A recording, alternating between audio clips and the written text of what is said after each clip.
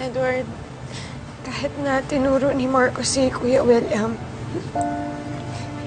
hindi ko pangungunahan ang nararamdaman mo. Hindi ko pangungunahan ang iisipin mo sa pangyayaring to. Alam ko naman na kapatid mo siya. What the hell is that? Ano yan? Ano yan? Totoo ba yan?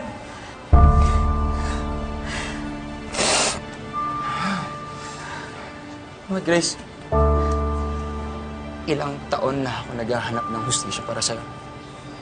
You and I, we have been through hell. Sigurado ba tayo dito? Do you know what this is saying? Sinasabi nito, my God.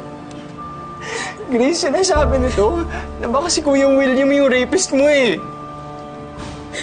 Sorry, Edward, hindi ko na dapat sinabi sa'yo. Alam kong madami kong iniisip, pero kasi...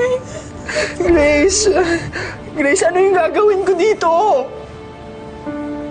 Grace, wala akong magagawa para sa'yo dito. Nagpapaka-inutil na ako dito. I'm stuck here! Ano? Wala na akong magagawa para sa'yo. Kung tama, kung totoo yung accusation kay Kuya William, ano yung magagawa ko para sa'yo? Grace, alam mo naman, you and Kuya William, okay, dalawa kayong mahalaga para sa akin. Please. Edward, sa bandang huli, ang katotohanan pa rin ang pinakamatimbang.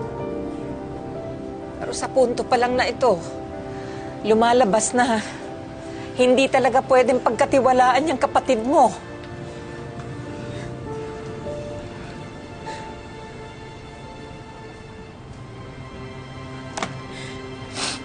Grace, makinig ka sa akin. Wala akong hindi babanggain para sa'yo. Kahit sarili kong pamilya, mananagot sila dahil sa ginawa sa'yo. If your rapist is really Kuya William, God help me, papatayin ko siya. Grace, I promise you, I swear on my life, papatayin ko si Kuya William. I'm so sorry. I'm so sorry. I'm sorry, Edward. I had no idea. I didn't know. Sorry. I'm so sorry.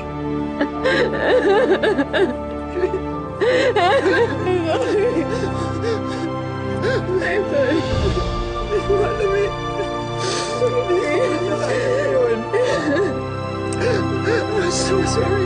I'm so sorry. I'm so sorry.